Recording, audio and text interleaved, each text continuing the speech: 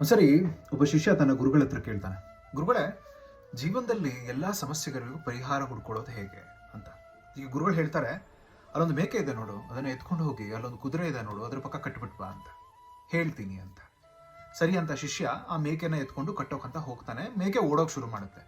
ಅದನ್ನ ಅಟ್ಟಿಸ್ಕೊಂಡು ಹೋಗ್ತಾನೆ, ಅದು ಓಡೋದು ನಿಲ್ಸೋದೇ ಇಲ್ಲ, ಸುಸ್ತಾಗಿ ಹೋಗುತ್ತೆ ಶಿಷ್ಯನಿಗೆ.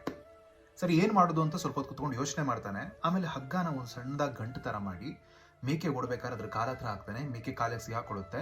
ಮೇಕೆ ಕಾಲನ್ನ ಕಟ್ತಾನೆ. ಮೇಕೆ ಅಲ್ಲೇ ಬಿದ್ದಿರುತ್ತೆ. ಅದನ್ನ ಎತ್ಕೊಂಡು ಹೋಗಿ ಕುದುರೆ ಪಕ್ಕ ಕಟ್ಬಿಟ್ಟು ಗುರುಗಳ ಹತ್ರ ಬರ್ತಾನೆ. ಕಟ್ಟಿದೆ ಅಂತ ಗುರುಗಳು ಹೇಳ್ತಾರೆ, ಇದೇ ಪರಿಹಾರ. ಸಮಸ್ಯೆಗಳನ್ನ ಹೀಗೆ ಪರಿಹಾರ ಮಾಡಬೇಕು. ಅದರ ಬುಡಕ್ಕೆ ಹೋಗಬೇಕು, ಅದರ ಕಾಲನ್ನ ಕಟ್ಟಬೇಕು. ಬುಡಕ್ಕೆ ಹೋದಾಗ ಆ ಸಮಸ್ಯೆ ಯಾಕೆ ಶುರುವಾಯಿತು ಅನ್ನೋದು ಅರ್ಥ ಆಗುತ್ತೆ. ಬುಡಕ್ಕೆ ಹೋಗಿ ಹಿಡಿದಾಗ ಆ ಸಮಸ್ಯೆನ ನಿನ್ನಿಂದ ದೂರ ಓಡೋಕೆ ಬಿಡೋದಿಲ್ಲ ನೀನು. ಆಗ ಅದನ್ನ ಅರ್ಥ ಮಾಡ್ಕೊಳಕ್ ಸಾಧ್ಯ ಆಗುತ್ತೆ.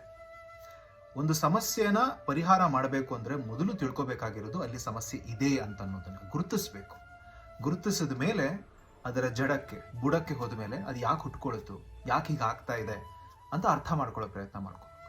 ಅರ್ಥ ಮಾಡ್ಕೊಂಡ ಮೇಲೆ ಅದನ್ನ ಎಲ್ಲಿ ಕರ್ಕೊಂಡು ಹೋಗಬೇಕು, ಹೇಗೆ ಪರಿಹಾರ ಮಾಡ್ಕೋಬೇಕು ಯೋಚನೆ ಮಾಡಬೇಕು, ಪರಿಹಾರ ಮಾಡಬೇಕು.